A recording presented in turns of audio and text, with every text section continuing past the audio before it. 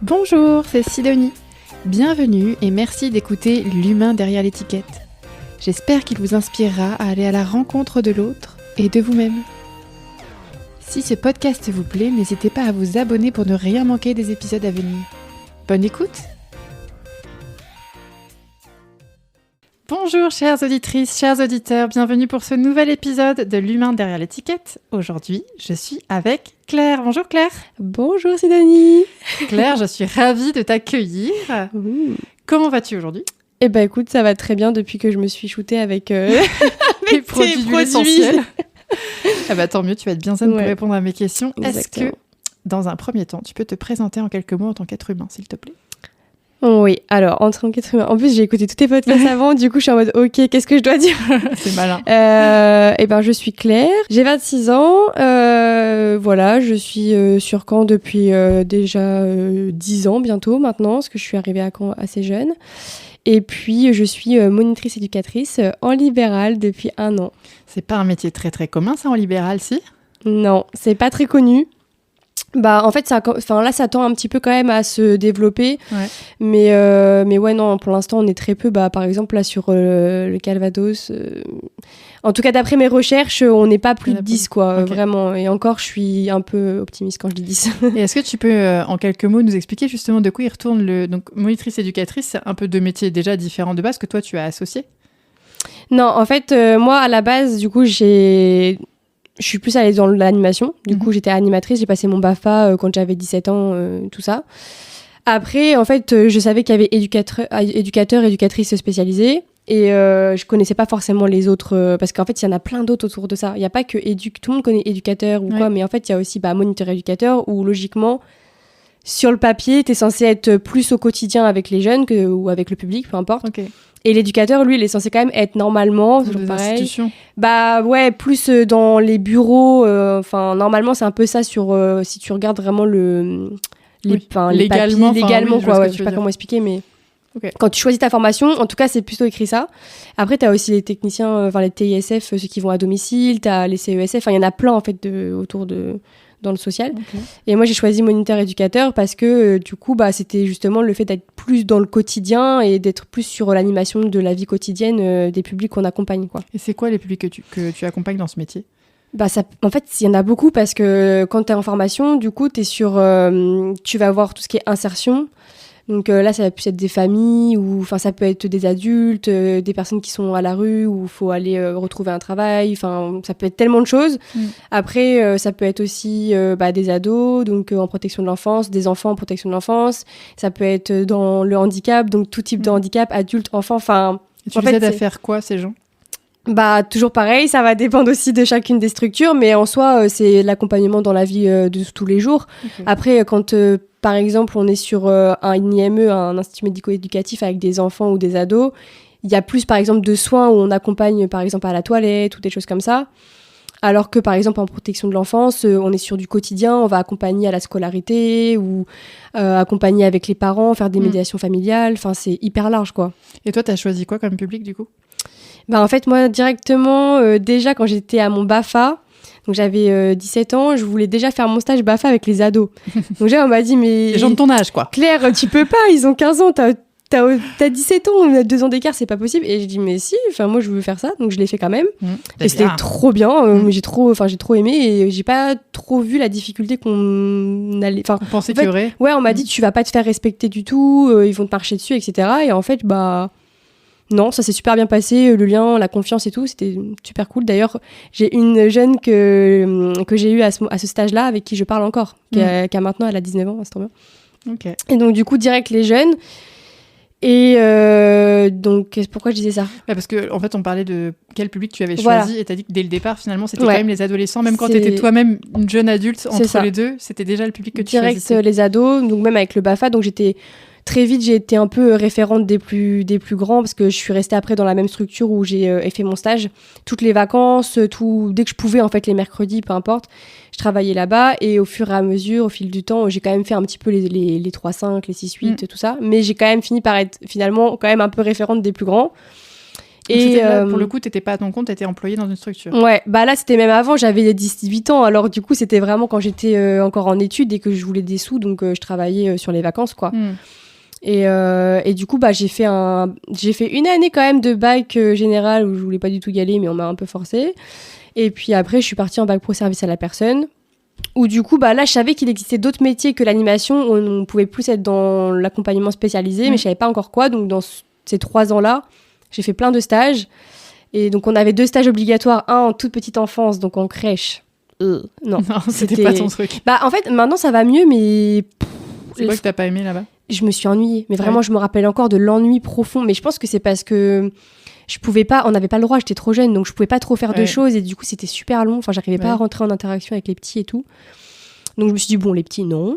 Après, on avait un autre stage obligatoire où c'était en EHPAD. Franchement, ça va, j'ai bien aimé. Après, je me suis dit tout de suite, je vais pas faire ça, je pense, de ma vie, mais de ma vie entière, quoi.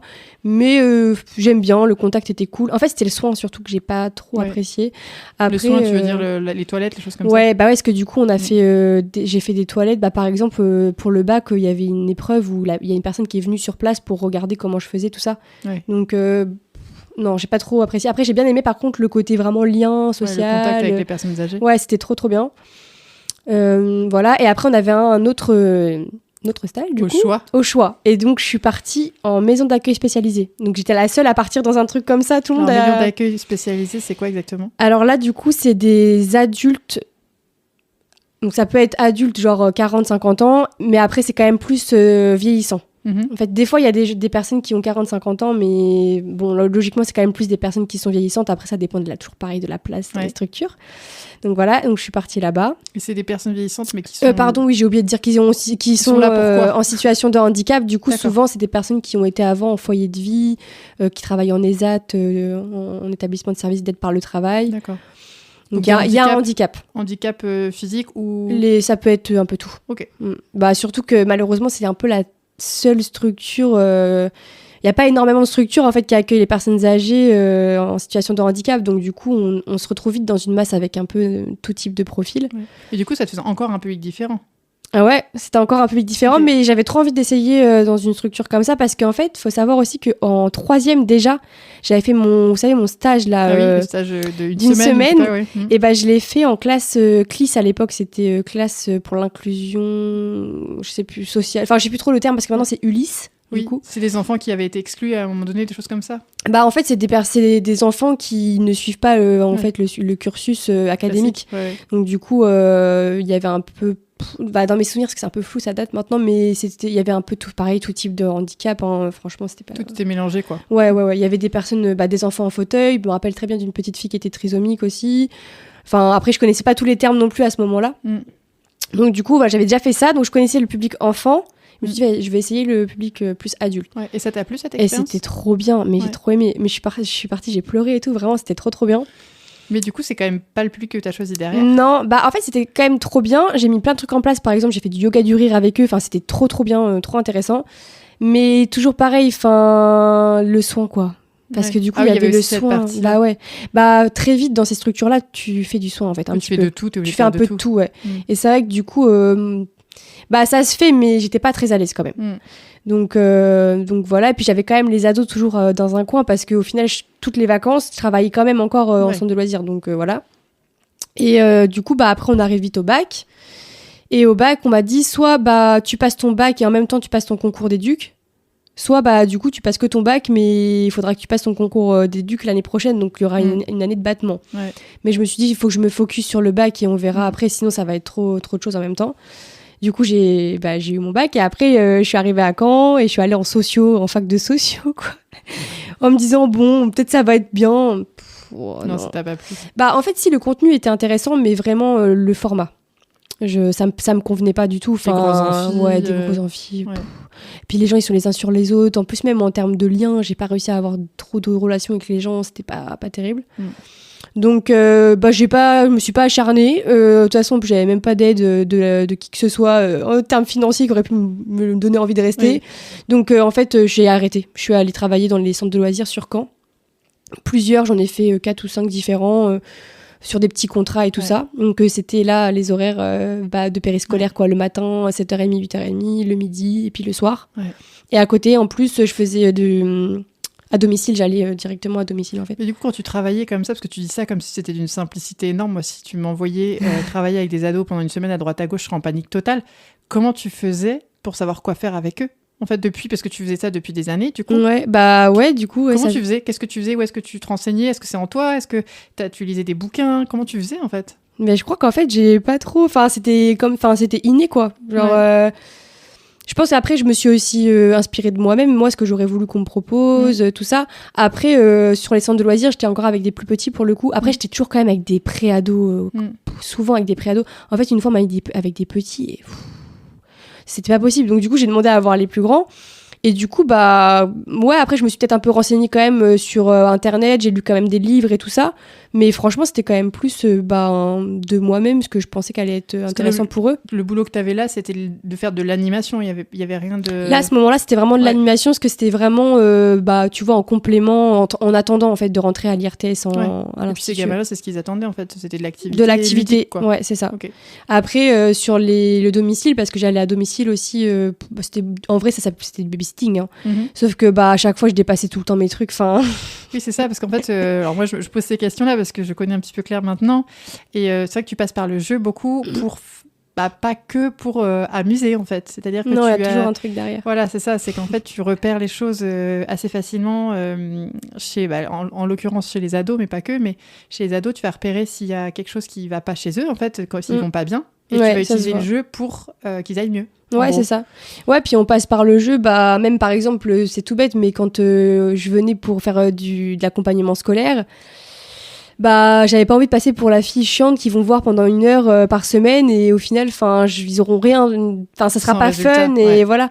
Donc du coup, à chaque fois, on passait par un petit peu de jeu au début. Donc après, en fonction de eux, ce qu'ils aiment. Moi, j'arrivais pas à ce moment-là. En plus, j'étais aussi, moi, en vrai, hyper jeune. Donc j'arrive et puis je leur dis, qu'est-ce que t'aimes dans la vie ? En fait, je m'intéressais à eux et je pense que c'est ça qui... déjà, il y avait un lien qui se créait forcément puisqu'ils me racontaient leur vie, ce qu'ils aiment et tout.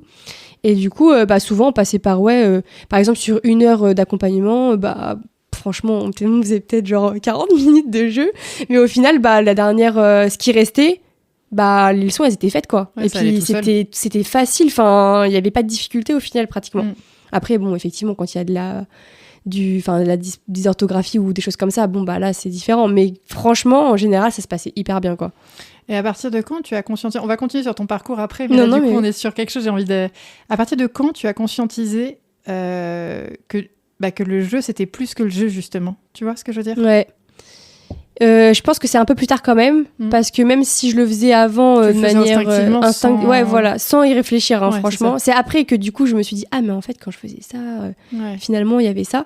Mais non, c'est après quand je suis arrivée du coup en formation d'éduc. Donc là c'était après la fac. On revient dans la chronologie. Ouais, en fait après j'ai, si tu veux, en gros après j'ai fait 1 année de prépa à l'IRTS. Ça t'a plu ? Ouais, non, franchement, c'est pas méchant. C'est mieux maintenant, apparemment, mais moi, je m'y suis pas retrouvée du tout. C'était très cher. Mes parents ont payé très cher. Et franchement, c'était... décevant. Décevant, franchement, moi, je m'en suis surtout servi justement pour prendre les conventions de stage. Et j'ai fait vraiment full stage. Genre, vraiment, je suis allée partout. Dès que en fait, partout où je pouvais aller. Donc, je suis allée en ESAD, du coup, comme j'ai dit tout à l'heure. En foyer de vie, j'ai été... franchement, je sais même plus tout ce que j'ai fait, quoi. Enfin, j'en ai fait des tas. Ouais. Et donc là, ça m'a permis d'affiner aussi un petit peu là où je voulais aller. De te rendre compte que t'aimais bien finalement les ados. Que je restais quand même sur les ados. Après, j'aime bien le handicap quand même et tout ça. Donc je me disais, il y a peut-être un truc entre les deux, tout ça. Et après, je suis rentrée, j'ai eu mon concours, tout ça. Et je suis rentrée à l'école. Donc le concours de monitrice éducatrice. Voilà. Okay. Qu'on m'a fait réviser le concours d'éducateur pendant 1 an, quand même. Et C'est-à-dire ? Parce qu'il y a une petite... Il y a une loi qui a changé ? Non, c'est pas ça. C'est qu'en fait, pendant 1 an, à la prépa, c'est ça qui était très décevant aussi, c'est qu'on m'a fait travailler que les concours d'éduc parce qu'on m'a dit, t'as les capacités pour être éduc, fais éduc. Mais moi, je voulais faire ME. Donc, voilà. Et en fait, ils ont pas du tout pris en compte on était plusieurs à vouloir faire ME, ils nous ont pas du tout écoutés. Et on n'a pas révisé du tout. Enfin, la prépa, c'est quand même fait pour préparer ton concours. Ouais. Et au final, je me suis préparée toute seule, quoi. Ok. Pour faire ME. C'est décevant, oui. Ouais, apparemment, c'est mieux maintenant. Ça a changé de personne parce que c'était un peu la personne qui gérait ça qui était là-dedans, quoi. Mais bref, tout ça pour dire que j'ai quand même passé moniteur éducateur en me formant toute seule, vraiment. Et j'ai eu mon concours, donc trop bien et tout. En plus, j'ai même pas été sur liste d'attente, donc c'était vraiment cool.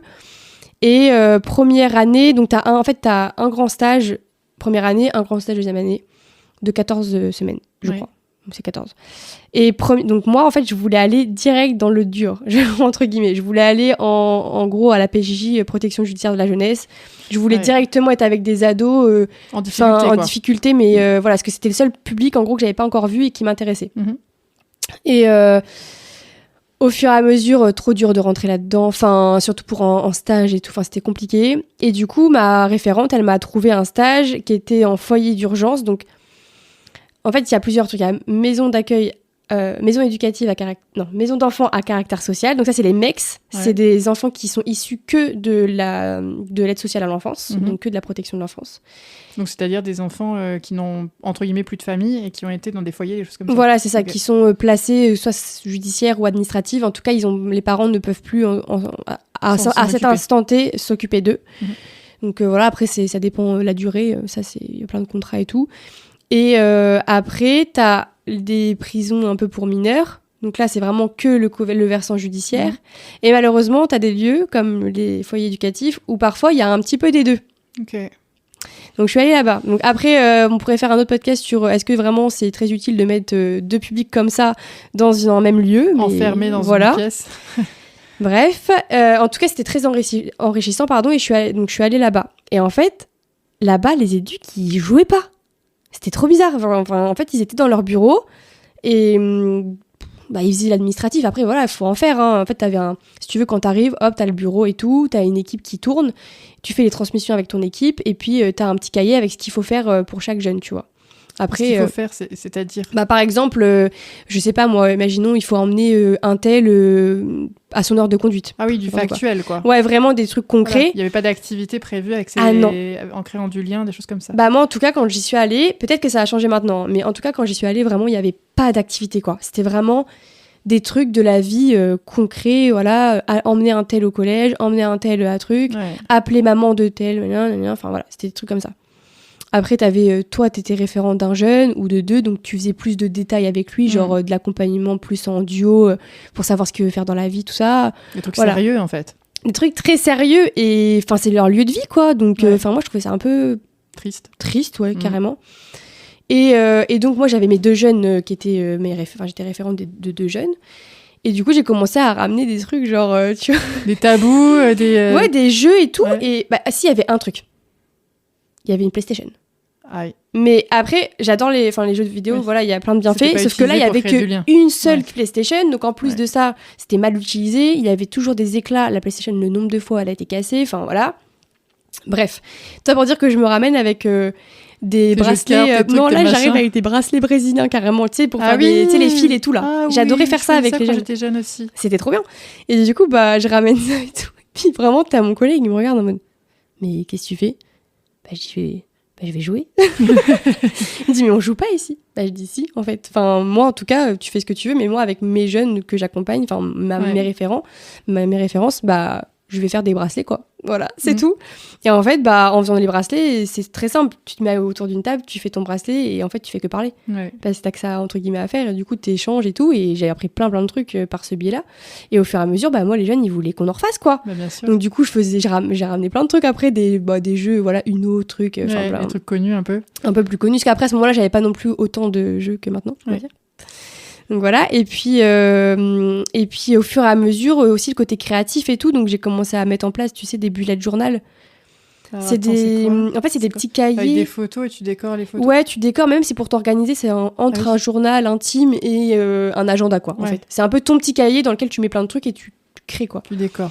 Et donc j'avais mis ça en place pour mes deux jeunes, et puis en fait les autres, ils étaient, on veut le faire aussi et tout. Et donc du coup, voilà, de fil en aiguille, tout le monde avait son bullet journal, tu vois.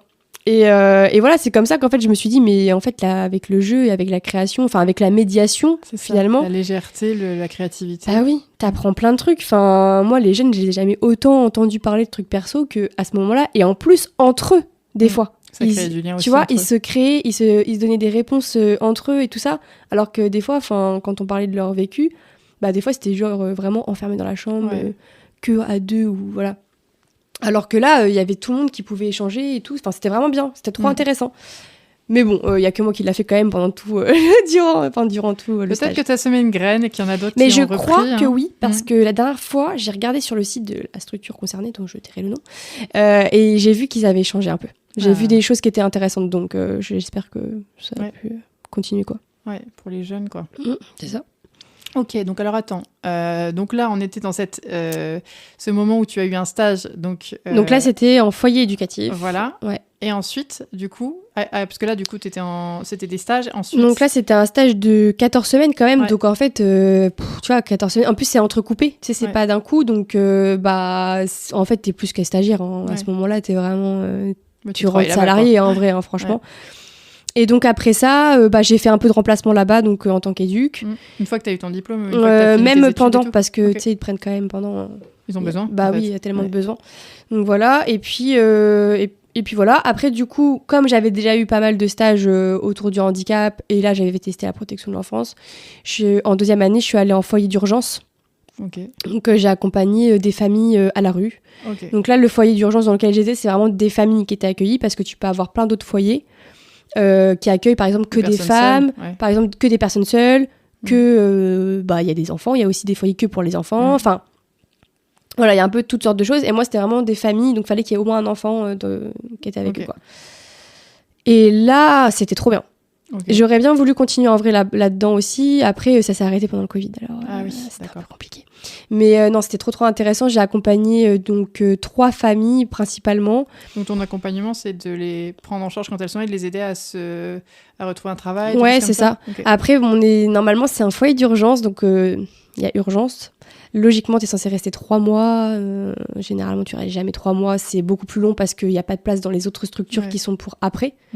Parce que après, donc là c'est moins maintenant, je suis un peu plus loin de ce domaine-là, mais après c'est pour les familles en tout cas que moi j'ai accompagné, c'était dans des logements seuls. Ouais. Après tu peux aussi aller dans des, je vais plus retrouver le nom. Depuis tout à l'heure je me dis retrouve le nom. C'est un peu comme des foyers mais où t'es indépendant quand même, t'as ta maison et tout ça. Okay. Je sais plus le terme, je retrouverai. Pourtant j'ai fait un stage là-dedans aussi, mais voilà, là c'est vraiment tu peux aussi aller après un foyer d'urgence dans ce type de structure où t'as quand même un accompagnement mais il est moins présent. Et en CHRS, c'est ça. En CHRS, vous regarderez sur Internet. C'est ça ce que j'allais dire, t'inquiète, les gens ils ont Internet. Voilà, je sais plus ce que ça veut dire, mais c'est en gros réinsertion sociale, quoi. Okay.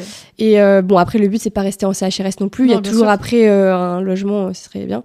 Mais en tout cas, moi, les 3 familles que j'ai accompagnées, c'était ils voulaient avoir un logement pour eux après, donc il y a plein de démarches. Enfin, franchement.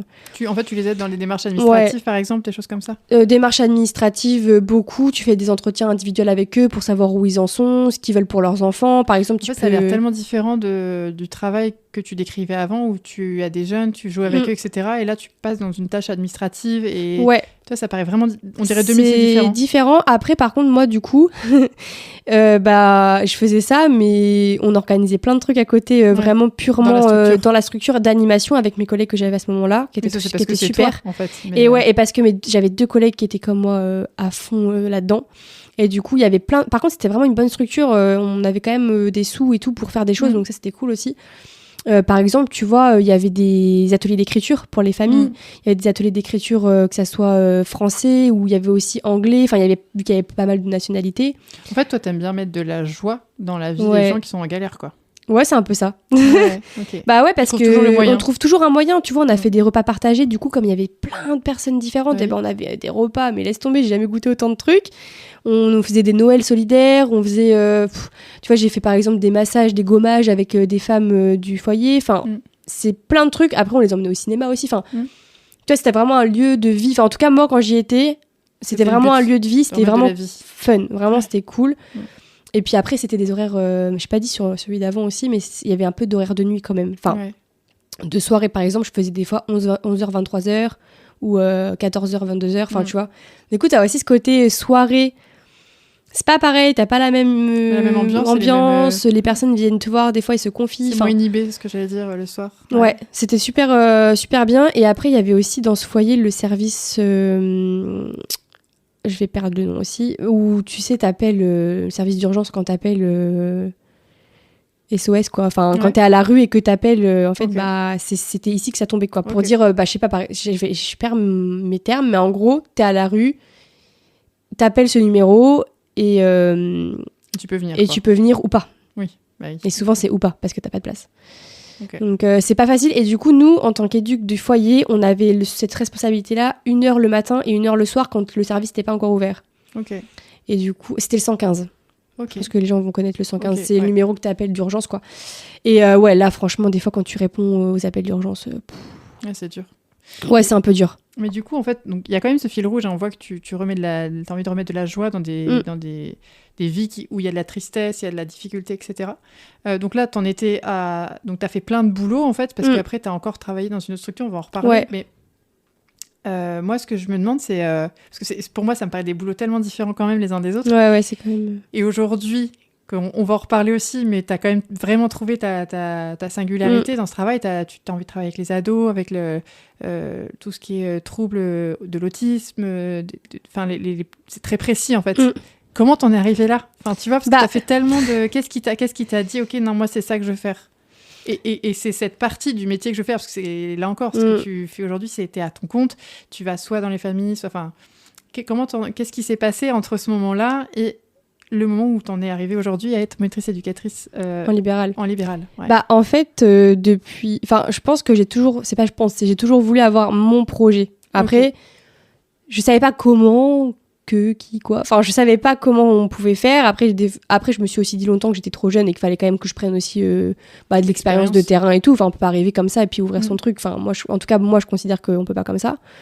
Du coup, mais dans un coin de ma tête, il y avait toujours ce truc, il faut que tu ouvres ton truc. Je sais pas quoi, mais tu devras avoir un truc à toi. Je sais pas, c'était comme ça. Après, ton objectif, quoi. Ouais, c'était mon objectif. Puis après, on va se mentir non plus. Enfin, mon père, il a été, il est à son compte depuis qu'il a, 17 ans. Ma mère, elle a toujours aimé bouger aussi. Enfin, je pense qu'il y a un truc un peu aussi dans la famille. Dans les gènes. Mais ouais, puis j'avais envie de créer mon truc. Je suis très créative et tout.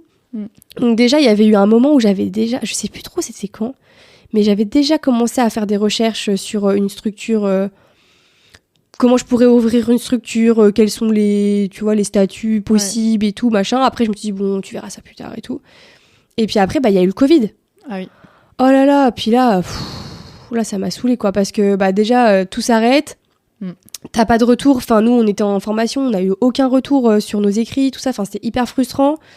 On nous a appelés pour bosser comme ça. Enfin, tu vois, on était sursollicités et en même temps hyper oubliés, quoi. Tu vois, c'était... Ah oui, sursollicités parce que vous faisiez partie des métiers qui avaient le droit d'aller, entre guillemets, qui avaient le droit d'aller travailler. Ah bah oui, on devait aller travailler. Oui. Enfin, moi, du coup, j'ai pas travaillé pendant 2 semaines parce que je suis asthmatique. Et puis, une fois que j'ai compris que, de toute façon, fallait bien que je sorte à un moment donné, j'y suis allée et j'ai bossé, quoi.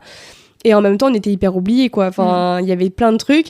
Et du coup, j'ai fini ça, un peu comme ça et tout. Je me dis, putain, est-ce que j'ai vraiment envie d'aller tout de suite travailler dans un foyer ou tout. Je savais pas trop où j'en étais, quoi, je pense. Et il y avait toujours ce côté d'animation, tu vois, quand même. Je me disais, mais il manque un peu un truc quand même dans ma pratique en tant qu'éducatrice. En fait, quand j'étais dans full éducatrice, il me manquait l'animation. Ouais.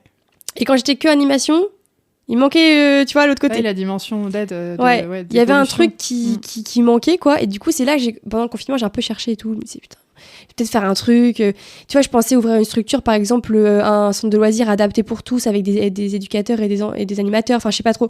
D'ailleurs, il y en a un seul qui existe vraiment, c'est loisirs pluriel, je crois. Et du coup, j'avais même contacté en demandant si ils voulaient pas ouvrir une filiale ici, ou une filiale, je crois, c'est ça qu'on dit, par ici, que j'étais intéressée, tout ça. Bon, pas de réponse. Je me dis, c'est pas le moment. Hop, tu vois, je passe à autre chose. Et puis, je me dis, au pire, ce que t'as qu'à faire, c'est refaire une formation. Parce que moi, j'aime bien apprendre. Ouais. Alors, du coup, je me suis dit, au pire, j'ai qu'à passer un truc pour être directrice. Au moins, je prendrais aussi plus... de décision, je prendrai plus de responsabilités. Je peux imposer le jeu. Je peux imposer plus de choses, entre guillemets, et puis je peux gérer une équipe. C'est des trucs que je connais pas, que je sais pas faire, j'ai qu'à faire ça. Du coup, je me suis renseignée et j'ai fait un BPGEPS, du coup, loisirs tout public, donc qui permet d'avoir la mention direction. Parce que du coup, avec mon diplôme de moniteur éducateur, j'avais déjà 2 dispenses. Enfin, en fait, ça a allégé pas mal de choses. Donc voilà. Et je l'ai fait en alternance. En tant qu'animatrice jeunesse, du coup, 14-17. Bah là, franchement, très sincèrement, j'ai pas cherché de centre de loisirs. J'ai cherché une alternance pour être avec les ados tout de suite. Ouais. Parce que je me suis dit, non, là, avec des ados, je peux travailler cette dimension aussi, prévention, sensibilisation. Enfin, il y avait plus ce côté accompagnement, je trouvais en tout cas, qu'avec des plus petits. Et puis clairement, ça t'appelle en fait depuis longtemps, les ados. Ouais, donc, je voulais trop. Enfin, je sais pas, c'était... J'ai fait que des recherches. Je me suis dit, je fais que ça. Si je trouve pas, j'irai voir sur les centres de loisirs. Et du coup, j'ai eu une réponse, donc j'ai été prise sur la côte, à Luc-sur-Mer. Et puis, bah voilà, quoi, j'ai fait 1 an et demi, 1 an, je crois. Ouais. Donc, cette expérience t'a plu ? Ouais, c'était trop bien. Enfin, moi, j'ai trop aimé. Après, le lien avec les ados, tu as aimé ? Ouais, le lien avec les ados, c'était trop, trop cool. Ah, j'avais une certaine liberté. J'ai pu aussi quand même accompagner aussi les jeunes individuellement. Même si c'était un peu difficile avec mon collègue qui n'était pas forcément tout le temps d'accord avec moi, comment je fonctionnais. Mais franchement, dans l'ensemble, c'était vraiment bien. Mais tu en es partie ? J'en suis partie parce que la mairie je balance le truc comme ça. La mairie ne souhaite pas forcément, après c'est une position comme une autre, ne souhaite pas forcément garder ses alternants. Okay. Voilà.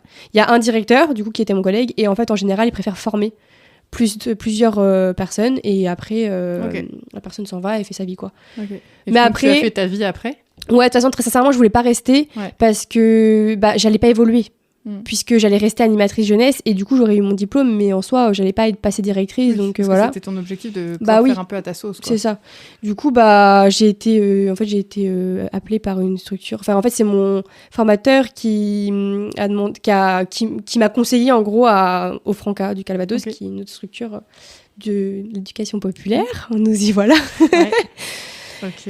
Donc l'éducation populaire en fait c'est pas beaucoup de centres de loisirs sont gérés par l'éducation populaire. En fait, ça peut être, peut-être les gens connaissent, la Ligue de l'enseignement, les CMEA, l'UFCV, c'est des organismes qui sont différents, qui sont autres que l'éducation nationale, en gros. Mais maintenant, de toute façon, on nous voit beaucoup plus, puisque le ministère, on a fusionné, donc on est un peu sous la même coupe que l'éducation nationale. Et du coup, cette expérience, elle t'a plu ? En tant que directrice, alors là, par contre, en fait, c'était super bien. Sur le papier, c'était trop bien. Oui. Donc, attention, tenez-vous bien, j'avais 6 missions différentes. J'étais directrice de 3 locaux jeunes, en binôme à chaque fois. Ouais, en binôme à chaque fois. Donc, en gros, en théorie, directrice de structure. Donc, quand même si t'es en binôme, t'as quand même pas mal de choses à faire. Ensuite, j'étais référente du conseil municipal des enfants d'une des communes. Donc là, c'était plus sur des projets, tu vois, avec un groupe de jeunes au niveau de la mairie, où on travaille vraiment pour la ville. Donc, ils s'investissent sur leur ville. Par exemple, ils voulaient faire un skatepark, machin, enfin voilà. Ensuite, j'étais aussi référente... Donc, tout en même temps ? Ouais, tout en même temps, ouais. J'étais référente aussi des séjours départementaux de cet organisme-là au niveau scientifique et technique, parce qu'il y avait plusieurs pôles, je vais pas me détailler parce que sinon il y a trop de trucs. Mais voilà, en gros, je devais organiser des séjours sur ce domaine-là. Donc on est allé à Paris, par exemple, visiter la Cité de la Science, en gros. Et j'étais aussi référente culture de paix sur le département. Ça a été un peu moins long puisque je suis partie entre-temps. Mais... Et du coup, beaucoup d'organisationnel ? Que ça. Pas beaucoup de terrain, finalement. En fait, il manquait trop de terrain. Bah oui, c'est ça. Au début, j'étais beaucoup sur le terrain, et puis au fur et à mesure, je me suis rendu compte que je pouvais pas être sur le terrain parce que... Plus le temps, t'as trop de missions. Il y avait trop de missions, fallait que je sois tout le temps sur l'ordi et tout ça. C'était trop appelé, organisé, trucs, machin, il y avait trop de trucs. C'était pas ça que tu voulais faire, quoi. Non, du coup, le seul moment où j'étais vraiment sur le terrain, c'est quand je partais en séjour, du coup. Mais encore une fois, c'est toujours pareil. L'animatrice, elle est sur le terrain, et puis la directrice, elle est tout le temps au téléphone, il y a toujours un truc à gérer, un machin à appeler, enfin voilà. Donc ça allait toujours pas. Donc ça allait pas trop. Après, j'ai bien aimé. J'ai appris plein de trucs, franchement. Même au niveau des appels à projets, parce que c'est moi qui écrivais certains appels à projets avec ma collègue. Après, même au niveau administratif, je me suis organisée. Enfin, il y a plein de choses, même appeler, tout ça. Tu sais comment ça fonctionne, tu sais ce qui se passe dans les coulisses, donc ça va te servir dans c'est ça, même au niveau, tu vois, départemental, régional, c'est une notion que j'avais un peu moins. Et là, je l'ai vraiment pris en pleine face, quoi. Alors vraiment, j'ai bien vu tout ce qu'il y avait en jeu, tout ça. T'as vu de quoi était dépendant une structure. Ouais, voilà. Et puis, j'ai bien pu voir comment ça fonctionnait une asso aussi, etc. Donc, c'était vraiment quand même bien. J'ai appris plein de trucs. Et puis, franchement, j'avais des jeunes qui étaient super cool. Et j'avais 3 publics différents, complètement différents, parce que 3 territoires à l'opposé. Donc, c'est pareil, t'as plein de trucs à savoir, de spécificités sur chaque commune. Enfin, vraiment, c'était enrichissant. Mais franchement, je voyais pas assez les jeunes, en fait. Et là, le dernier été que j'ai passé là-bas, j'en avais marre, parce qu'en plus, tu vois, j'avais la mauvaise position parce que j'étais au milieu entre la direction tampons. au-dessus qui me dit non, gna, gna, gna, les sous, trucs, machin, etc. Et puis t'as les ados, ouais, mais nous on veut faire ça et tout. Et puis moi j'étais en mode, bah oui, venez, on fait ça. Ouais. Et puis entre-temps, en fait, ça allait pas quoi. Ouais, tu faisais tampon entre les Je deux. faisais tampon parce que les jeunes ils croyaient que c'était ma faute, parce que je voulais pas, alors qu'en fait non, c'était au-dessus. Et puis il y a les partenaires, ça va pas. Enfin bref. En gros, j'étais au milieu et je prenais tout dans la tronche quoi. Oui. Donc t'es partie. J'ai dit, non, j'ai passé une journée la pire de ma vie, je crois, vraiment. Non, j'abuse. Bon, une journée très remplie, on va dire. Et le soir, j'ai regardé mon copain, je dis ok. Il faut que j'ouvre un truc. Il faut que je fasse quelque chose. Je sais pas quoi. Tu partes et que tu fasses faut ton que truc à toi, quoi. Voilà. Donc, ce que j'ai fait, j'ai passé toute la nuit à chercher les trucs possibles, imaginables. Du coup, donc ça, c'était il y a pas longtemps, Bah ça, c'était... là, on est quoi, là en 2024. Donc, c'était 2023, mars. Bah, il y a... à peu près non, un an. il y a 2 ans, du coup, pardon. Il y a 2 ans, ok. Non, il y a un an, pardon. Il y a un an, ok. Non, il y a un an, excuse-moi. Tout Non, passe t'inquiète. tellement vite. Non, il y a un an, Il c'est y a ça. un an. Donc du coup, tu as décidé de te lancer en tant que monitrice éducatrice à ton compte. Bah, avant ça, je savais pas que ça existait, en fait, déjà. Ok. Parce que... Oui, qu'on pouvait se mettre à son compte, tu veux Ouais, non. Moi, du coup, ce que je regardais au début, c'était une asso, une entreprise, peu importe ce que tu veux, mais moi, je me suis dit, je peux pas faire ça, enfin, j'ai pas de sous, enfin, voilà comment on fait et tout. Et je cherche, et là, je tombe sur 2 nanas, là, Libéduc, ça s'appelle. Elles ont créé, en gros, un rassemblement de travailleurs sociaux libéraux en France pour aider, justement, les libéraux à se lancer. Elles ont fait une formation, justement, comment devenir travailleur social libéral. Ouais. Et tout. Je me dis, ah bah tiens, c'est marrant, ça je connaissais pas. Et du coup, de fil en aiguille, je les contacte, on parle et tout. Et je me dis, ah mais c'est ça qu'il faut que je fasse en Ouais. fait. Donc tu t'es Parce mise à que ton compte. je me mets à mon compte, je peux faire plein de trucs. Ouais. Et du coup, justement, la question qui suit, c'est donc tu t'es mise à ton compte et quel est ton objectif une fois que tu es à ton compte? Parce que monitrice éducatrice, par contre, bon, je vais y arriver. Monitrice éducatrice. Enfin, là, on a vu un peu avec ton parcours le panel de choses que tu Oui. es capable de faire et pour lequel tu peux être sollicité. Mais toi, du coup, tu as choisi un public entre deux. Ouais. Bah en fait, ce qui s'est passé, c'est que je me suis dit, ok, je peux faire ça. Je peux tout faire. Bon, je peux tout faire. Non, je me suis calmée. Un peu après quand même. Mais en gros, je me suis dit, let's go, ça c'est cool. Bon, je garde ça dans un coin de ma tête. Et en gros, si je raconte ma vie, mais j'avais une semaine de vacances chez mes parents où il n'y a pas grand chose à faire. Et je me suis dit, ok, je prends cette semaine-là. Déjà, je me calme. Oui, tu me te calme. calmes, tu coupes tout. Je me calme et j'attends ce moment-là pour me poser et voir vraiment ce que je veux faire. Franchement, très sincèrement, au début, hop, j'écris tout. Genre, vraiment, tout ce que j'ai envie de faire et tout, qu'est-ce que j'ai envie vraiment, Qu'est-ce c'est que t'aimes, quoi, qu'est-ce que t'aimes pas. voilà, Ouais. machin. Et puis en fait, bah forcément, tu vois, tu cherches un peu les autres, qu'est-ce qu'ils font. Je regarde, bon, il y a personne sur le Calvados qui fait ça, bizarre et tout. Enfin, tu vois, je trouve pas. Je vois d'autres nanas qui font ça et tout. Je me dis, ah ok, elles font ça et ça.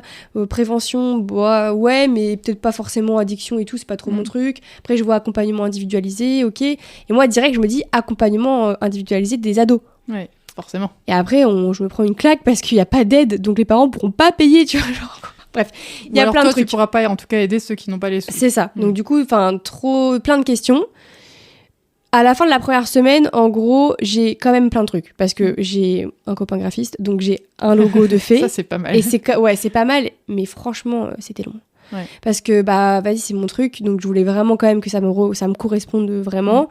Donc il m'a fait le logo, on a rechangé 20 fois, on s'est engueulé 20 fois. Finalement j'ai pris le truc pour les couleurs et tout, j'ai mis franchement 1000 ans à trouver les couleurs. Donc quand même je sors, j'ai mon logo, c'est cool.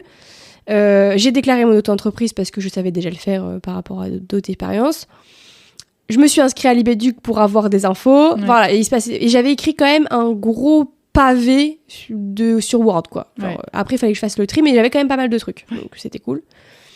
Et puis, bah, après, ça s'est affiné au fur et à mesure. Et en fait, tout de suite, je savais que je voulais quand même faire des ateliers de groupe dans des centres de loisirs ou dans des écoles.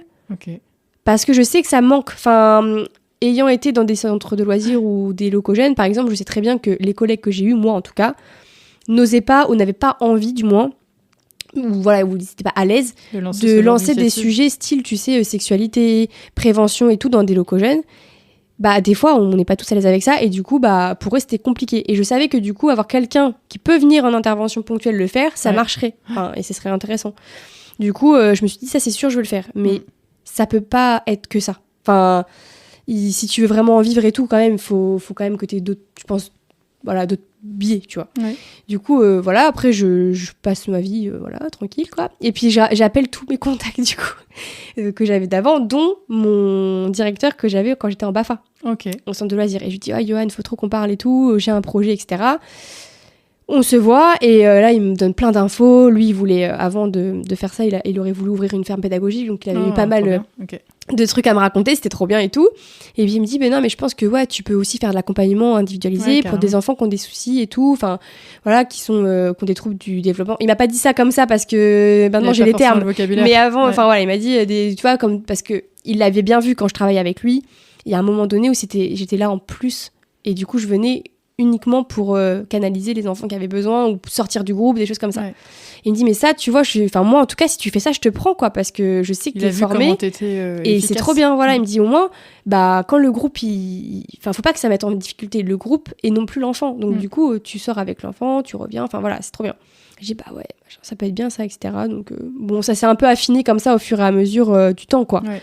Et puis, aussi, j'avais quand même en tête depuis longtemps aussi de faire formatrice. Mais je savais qu'il me fallait quand même encore de l'expérience et tout pour faire ça. Donc, je ne m'étais pas forcément posé la question. Et en fait, quand même, pendant les Francas, donc ma dernière expérience avant d'être en libéral, j'ai été formatrice pour les BAFA. Donc, ceux qui passent le BAFA, quoi, les animateurs vacataires, donc volontaires. Et ça, j'ai adoré. C'était trop bien. Ouais. Oh, par contre, t'es fatiguée, mais c'était trop, trop bien. Genre, j'ai vraiment adoré. Et du coup, je me suis dit, pendant que tu es à ton compte, tu n'as qu'à aussi aller voir du coup ton ancienne formatrice pour savoir s'il n'y a pas besoin. Et de fil en aiguille, du coup, il y a eu plein de projets un peu qu'on pop-up partout. Parce qu'aujourd'hui, du coup, parce que là, on se rapproche d'aujourd'hui. De maintenant. C'est ça. Et en fait, aujourd'hui, du coup, donc, l'étiquette que tu as mis au début de ce podcast, c'est monitrice éducatrice en libéral. Mais tu es formatrice, tu accompagnes un enfant autiste en individuel. Quoi d'autre, j'ai envie de te dire, je fais des ateliers de groupe. En fait, tu fais des ateliers de groupe, oui, justement sur la sexualité. Ouais, je n'ai pas encore fait ça, mais j'aimerais le faire. Ouais. Après, j'ai fait là, ce que j'ai fait concrètement, c'est des ateliers autour des émotions, la bienveillance, l'empathie, tout ça. Où ça? T'as fait ça où? À Place 26 et dans des structures de loisirs. Okay. Et aussi, j'ai fait sur la différence, le vivre ensemble, tout ce qui est discrimination aussi dans des centres de loisirs. Donc là, concrètement, donc pour ceux qui nous écoutent, qui est-ce qu'on peut, où est-ce qu'on peut t'envoyer en fait? Où est-ce que tu veux aller? Non, je rigole. Parce que là, moi, ce que j'ai connu de toi en premier, c'était justement cet accompagnement vis-à-vis du public autiste que tu aimes particulièrement et des TDA. Ouais. En fait, si tu veux, déjà avant, quand j'étais en animatrice, directrice, j'ai mis plein de trucs en place dans mes structures parce que je voyais qu'il y avait des jeunes qui avaient besoin, qui étaient soit TSA ou même des fois TSA, c'est autiste, pardon. Oui, voilà, pour ceux qui trouble du spectre de l'autisme. Voilà. Des fois, c'est même plus facile d'accompagner entre guillemets. J'ai mis des grosses guillemets parce que, ça se voit. Pas toujours, mais moi, en tout cas dans mon expérience, ça se voyait. Il y avait des éducs, donc c'était entre guillemets plus simple. Par rapport à d'autres jeunes qui avaient un TDAH ou un trouble de l'attention, un trouble de l'attention, voilà, ou un 10 ou une dysprasie, des choses comme ça. Des gens qui n'ont pas été détectés entre guillemets. Ou même s'ils ont été détectés, en tout cas ça se voit moins. Et du coup c'était toujours des réprimants, en tout cas mes collègues ou d'autres jeunes, tu saoules, t'es chiant, nanana. Mais sauf qu'en fait il y a quelque chose quoi. Il y a une différence, donc même si elle est invisible, il faut la prendre en compte et tout ça. Et donc du coup j'ai mis plein de choses en place pour ces enfants-là. Et c'est comme ça, en fait. Pour informer, que ça soit pour les aider eux. Aussi, donc j'avais mis en place des petits outils de poche émotionnels, des choses comme ça. Je faisais des ateliers avec les jeunes là-dessus. Avec les autres pour les leur faire autres, le groupe. La différence. Ouais, ou non, après, des fois c'était un peu informel, on fait des ateliers et puis au bout d'un moment ça fait effervescence et puis ils en parlent entre eux. Avec les familles, il y avait plein de choses de mise en place. Et au fur et à mesure, du coup, je me suis intéressée aussi à ce public-là. Ouais. Maintenant, je me suis jamais dit au début que j'allais forcément accompagner un enfant TSA au quotidien. Je savais que c'était possible de le faire. Je me suis posé la question, est-ce que je serais en capacité de le faire? Parce que, entre guillemets, j'ai pas de formation, en vrai. Alors, moi, je connais un petit peu Claire. Je peux vous assurer qu'elle dit ça parce qu'elle se sent pas légitime. Non, mais t'as lu tous les livres possibles et imaginables. Tu t'es auto-formée au final parce que... Autant sur le terrain, parce qu'en plus, je me souviens qu'on avait eu une discussion toutes les deux une fois, où tu me disais qu'en fait, avec le recul, dans ceux que tu as aidés, qui étaient en difficulté, il y en avait sûrement beaucoup. C'est juste que tu n'avais pas les mots à mettre dessus, mais qui étaient soit TDA, soit qui avaient le spectre de l'autisme présent. tu t'en es pas rendu compte et tu as travaillé avec eux quand même et que tu les as aidés quand même. Donc, tu as l'expérience de terrain. Je sais que tu connais Winnicott par cœur. Donc, tu travailles avec le jeu et tu fais pas n'importe comment. Enfin, voilà, après, pour ceux qui nous écoutent, si, elle est formée. Ouais, mais j'aime bien en plus, j'aime bien apprendre, donc du coup, je prends un peu tout ce qui, par exemple, tout ce qui est webinaire, ça c'est bien par rapport au confinement. Par contre, on a eu beaucoup plus accès à tout ça, donc je fais un peu beaucoup de formations, des webinaires, des choses comme ça. Donc, au vrai, oui. Et tu te tiens au jeu, en fait. Je me tiens tout le temps informée. Mais en tout cas, voilà, je m'étais pas dit, c'est sûr, je vais accompagner des enfants TSA. En fait, au début, je me suis lancée à mon compte et je me suis dit, on va voir. Déjà, voilà, j'ai déjà fait ce pas-là, c'est pas mal. Et puis en fait, le destin, quoi. Enfin, je sais pas comment dire, mais comme par hasard. Donc je me mets sur Libéduc, donc c'est une plateforme qui recense, comme je disais tout à l'heure, plein de travailleurs sociaux libéraux. Et en fait, ça permet aussi de se mettre en lien avec des familles qui ont besoin. Et donc là, il y a une famille qui me contacte pendant les vacances d'août, en mode je devais encore rester chez les Francas, du coup, un moment, quoi. Genre, je devais rester encore 6 mois, je crois. Et je me disais, c'est très bien 6 mois en vrai, comme ça j'ai le temps de travailler un peu mon projet et puis je verrai après, quoi. Et là, je reçois un message du coup du papa du jeune que j'accompagne actuellement. Est-ce que vous êtes intéressé ? Je sais que vous êtes à 1 heure de chez nous, mais on cherche quelqu'un pour accompagner notre enfant TSA, voilà, 13 ans, etc. Et puis justement, quand je les ai rencontrés, donc j'ai dit je veux bien vous rencontrer et puis on voit après, parce que c'était quand même 35 heures. Donc moi, tu vois, puis c'est à 1 heure de chez toi. Et c'est à 1 heure de chez moi, et puis je me rends pas compte, tu vois, enfin, j'ai jamais fait vraiment en individuel, donc faut quand même que j'ai des infos. Ça pourrait être 1 heure par semaine, mais là, c'est 35 Là, on est quand même sur un 35 heures. Donc je vais les voir, et puis après, c'est vrai que là, quand ils ont vu mon profil, ils ont vu que j'étais aussi plus spécialisée dans l'adolescence, donc voilà, enfin, on a beaucoup parlé, etc., etc. Et puis du coup, je me suis dit, mais vas-y, enfin... Fonce pas. En fait, j'ai rencontré Gabi aussi, le premier jour, donc sur la fin du temps avec les parents. Et franchement, ça c'est bien, il y a eu un bon feeling, quoi, donc je me suis dit, bah ouais, pourquoi pas, enfin, je pense que ça peut être intéressant. Et puis voilà, après à maintes discussions administratives et tout ça, et j'ai dit oui, on va faire ça. C'est parti. Je suis partie, bah ouais, parce qu'en plus je pense que j'avais besoin aussi de passer à l'action. Ouais, puis d'un accompagnement aussi, peut-être plus un individuel. En fait, le groupe, j'adore ça, mais je pense que j'avais fait un peu le tour à un moment donné. Donc voilà, puis franchement, j'étais toute seule dans mon bureau, enfin ça me saoulait, quoi. J'avais envie de retrouver du contact avec du groupe, quoi, ou du jeune. Et alors comment ça se passe ? Et du coup, au début, ça se passe, quoi. Au début, c'est pas facile parce que l'individuel, je connais pas. Franchement, j'avoue, le premier mois, je me suis dit, t'as peut-être fait une bêtise, en vrai. Et après, non, en fait, non. Au fur et à mesure, en fait, c'est parce que j'étais toute seule. C'est ça qui m'a un peu plombée au début. C'est le fait d'être seule. Vraiment, j'avais toujours des collègues. Et du coup, je me suis dit, non, mais vas-y, en fait, tu vas changer le truc. Juste, tu vas trouver des collègues. Trouve. Donc du coup, j'ai contacté plein de gens. En fait, finalement, depuis que je suis à mon compte, j'ai jamais autant parlé avec autant de personnes parce que je vais vers les gens et les gens vont vers moi via Instagram aussi beaucoup. Mais même Gabi, il est pas tout seul, il a aussi une orthophoniste, une neuropsy, des professeurs dans les écoles. Justement, cet enfant-là, est-ce que le contact, quand tu as démarré avec lui, est-ce que ça s'est vite mis en place, le lien entre vous ? Franchement, moi je me rends pas compte du coup, mais les gens me disent que oui, parce qu'apparemment, donc, c'est vrai que normalement le lien avec, en fait ça dépend vraiment du jeune et de la personne qui accompagne aussi, mais ça peut mettre quand même un certain nombre de temps avant de vraiment avoir un lien de confiance et tout ça. Et donc on appelle la phase de pairing, le moment où en fait on est plus dans du lien, on essaie en fait il faut que tu représentes quelque chose de cool pour l'enfant, puisque après tu vas quand même être amené à lui demander des choses un peu plus difficiles. Et du coup ça a duré, donc tout ça je l'ai appris grâce à un groupe de nanas trop cool que je vois 1 fois par mois, et en fait on fait de l'échange entre pairs en visio.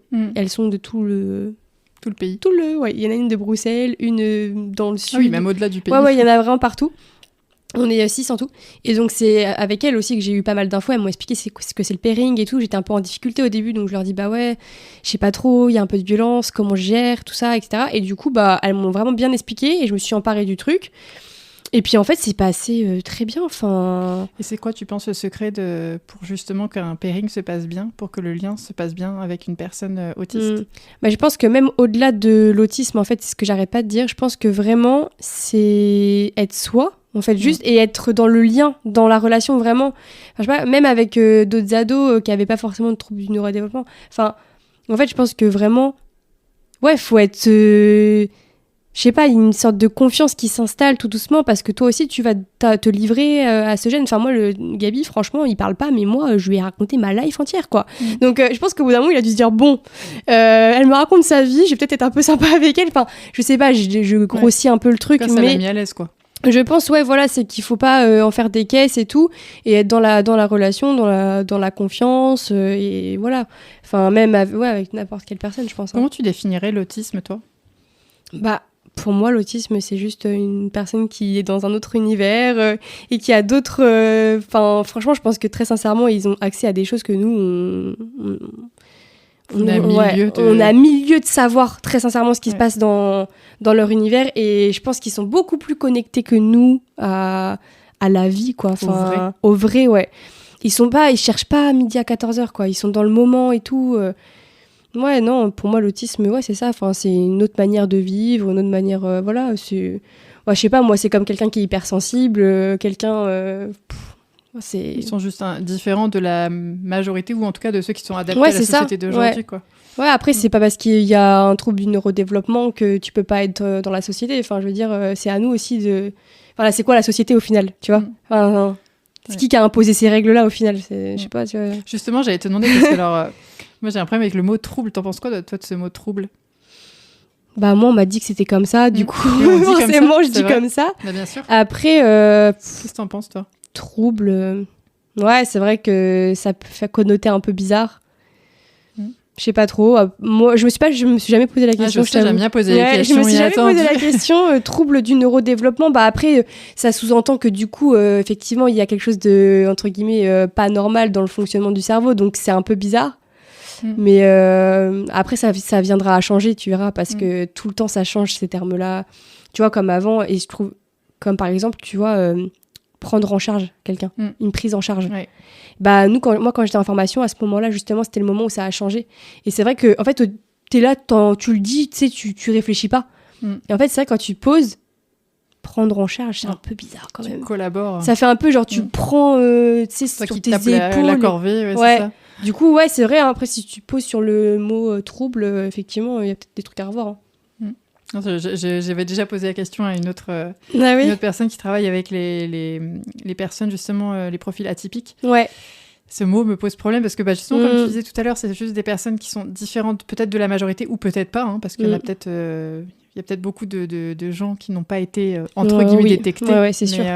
Et comme je pense que ce mot trouble arrive parce qu'effectivement, c'est devenu un trouble. Ce n'est que mon opinion. C'est devenu un trouble ou une difficulté d'être autiste ou d'être hypersensible parce que la société a été construite pour des gens qui ne sont ni autistes ni hypersensibles. Mais voilà, ce serait le sujet d'un long débat, je pense. Ouais, c'est clair. Mais en vrai, c'est intéressant. Il faudrait rechercher un petit peu ce qui se dit là-dessus et tout. Même sur l'étymologie, on dit comme ça, non ? Le mot, vraiment, ce qu'il veut dire à la base et tout, tu vois. Bah attends, on va regarder. Vas-y, regarde. Attends, mais c'est une super bonne idée. Je sais pas, hein, mais c'est vrai, trouble... Je pense qu'en vrai, le mot trouble veut quand même dire que c'est pas normal. Je pense aussi. Tu vois, alors c'est pour ça que ça me dérange. Tu vois. Ouais, alors que... Après, c'est parce que t'appelles par normal. Et toujours pareil, c'est quoi normal ? Enfin, moi, j'ai du mal à dire normal, mais je pense que trouble, ça veut dire ça, en vrai. Un peu. Alors, étymologie, agitation de l'esprit, tourment émotionnel, vient du vieux français. Trouble, torble, problème, perturbation. Ah, il y a quand même le mot problème. Il y a problème. Après, le début était pas mal. Ouais. Je trouvais. À creuser, pour ceux qui s'intéressent, vous pouvez aller voir. Bah, je vais creuser, moi, je vais regarder. Mais oui, alors, désolée pour ce petit aparté, mais j'avais envie d'avoir ton opinion, du coup, sur le sujet. Donc, aujourd'hui, c'était là où on en était. Donc, aujourd'hui, tu es... moi, en tout cas, je te présenterai, si je vais parler de toi, comme monitrice éducatrice à ton compte, spécialiste des troubles... des troubles, hein, je suis obligée de le mettre, mais des troubles autistiques, TDA. Et on peut, en fait, les familles qui peuvent te contacter sont des familles qui ont des enfants, donc plutôt des ados, du coup. Bah moi, je serais plus... alors, en vrai de vrai, j'ai écrit 3 à 25 ans sur l'accompagnement que je peux proposer. Je peux le proposer de 3 à 25 ans. Après 25 ans, on est toujours pareil... Enfin, il faut bien que je m'arrête à un moment. Quoi. Bah parce que aussi le public adulte est moins ma cible, on va dire. Mais j'ai quand même une petite préférence pour les 13-17, quoi. Voilà, donc les 13-17 qui ont des difficultés soit à l'école, soit socialement, soit... donc ça peut être autisme, TDA, mais aussi juste troubles émotionnels. C'est ce que j'allais dire.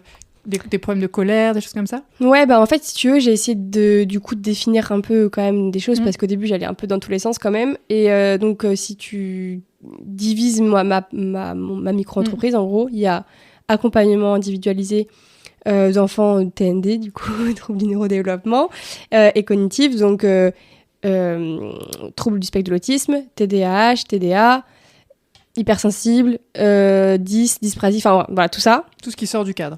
Entre guillemets, ouais. Et j'ai quand même mis aussi un autre pôle, entre guillemets, j'aimerais... Dans ton entreprise? Non, qui est dans l'accompagnement individualisé, qui est l'accompagnement individualisé des ados, en fait. Mais sans trouble associé, quoi. Enfin, vraiment, juste un ado, quoi. Enfin, c'est déjà pas mal d'être un ado. On se cherche beaucoup. Voilà, et ça, j'aimerais vraiment le développer. Après, je sais que c'est difficile parce que, du coup, là, on est vraiment sur zéro aide du tout de la part de l'État. Donc, c'est plus difficile. Mais si vous m'entendez... venez à moi. Vous avez du mal à communiquer avec votre adolescent, si vous êtes inquiet pour votre adolescent. L'inquiétude. S'il y a peut-être des problèmes d'addiction, des choses comme ça. Ouais, et puis même, je pense, un ado qui a pas envie d'aller voir un psy, par exemple, parce que des fois, c'est pas ce qu'il a besoin, en fait, juste l'ado. Et qu'il a juste besoin d'avoir quelqu'un à qui se confier et juste, qui fait le lien et puis essayer de trouver un peu qu'est-ce qui l'anime, sa personnalité, plus dans le développement personnel en fait, les émotions, l'empathie, tout ça. Tout ce côté-là je pense qui est hyper intéressant à développer avec un ado. Maintenant, voilà, je comprends aussi. Ok, donc il y a cette partie. Donc là, c'est l'accompagnement individuel. T'as vu comment je suis ou pas? Trop forte. Je me suis auto-impressionnée. Mais moi, j'arrive pas à me suivre, alors dis-toi. Non, l'accompagnement individualisé, donc entre guillemets, tiré quoi. Ouais. Après, il y a tout ce qui est conférences et formations. Donc là, j'interviens en tant que formatrice pour l'IRTES, donc, qui forme les éducateurs, moniteurs éducateurs. Mais toi, tu es ouverte à donner des ateliers aux ados sur la prévention, sur la sexualité, sur des émotions, sur l'inclusion. Bah là, on serait plus sur le dernier pôle qui est atelier de groupe. Parce qu'en gros, ça va un peu ensemble. Hein. Ouais, mais du coup, pour moi, la formation, je l'inclus vraiment dans les organismes de formation. Peut-être un jour, ma formation, on ne sait jamais. Oui, d'accord. Mais voilà, et conférences plus à destination... Bon, en fait, non, là, à destination de qui le veut bien, mais dans moi, j'aimerais quand même dans des lieux un peu qui sortent de l'ordinaire. Donc, par exemple, là, j'étais à Place 26, c'est un café-librairie. On a fait une conférence sur l'adolescence, mais ça pourrait être sur d'autres thématiques et dans d'autres lieux. Dirigé à des parents. Des parents. Après, j'avais une ado sur cet atelier. J'ai pas dit que c'était fermé aux ados, donc c'était hyper bien de la voir parce qu'elle nous a... C'était trop bien. Elle nous a donné plein de... Voilà, son point de vue à elle et tout. Donc, c'est pas fermé. Après, ça peut être aussi sur d'autres types de thématiques et tout ça. Voilà. Et dans d'autres lieux, pareil, je suis à la recherche de 1000 lieux, si vous voulez. Et puis, le dernier pôle, là, c'est vraiment atelier de groupe. Et donc, à destination, par exemple, des ados, si on est sur, par exemple, la vie sexuelle et affective avec Peggy, avec une collègue. Avec Place 26, c'est pareil, j'ai fait un atelier autour des émotions. Ça s'appelle l'atelier des émotions. Je lève le doigt. Oui. Quand tu parles de vie sociale et affective, c'est pour de quel âge à quel âge cet atelier? Alors cet atelier-là, du coup, on l'a construit avec Peggy, donc Peggy Hermite, qui est énergétologue aussi, énergéticienne, je sais pas comment on dit. Je ne l'ai pas rencontrée, peut-être. Énergéticienne. Je sais pas ce qu'elle fait, mais peut-être énergéticienne. Ouais, bah en tout cas, elle est autour, elle fait de l'EFT aussi quand on tapote là, tout ça. Enfin bref, elle a beaucoup d'outils, de cordes à son arc. Okay. Ouais, voilà. Et donc on a voulu travailler ensemble, et on s'est mis d'accord sur vie sexuelle et affective. L'idée, ce serait de proposer... Alors, de base, on voulait proposer dans les locaux jeunes directement pour que ça soit financé par la structure. Okay. Mais on aimerait bien... On réfléchit à comment faire aussi pour proposer dans un autre lieu pour les ados. Public plus large, peut-être. Voilà. Et par contre, ce serait quand même... ce serait pas mixte, quand même, au début, en tout cas. On voudrait soit des groupes de garçons, donc ce serait plus 11-14 et 14-17. Okay. Et filles, pareil.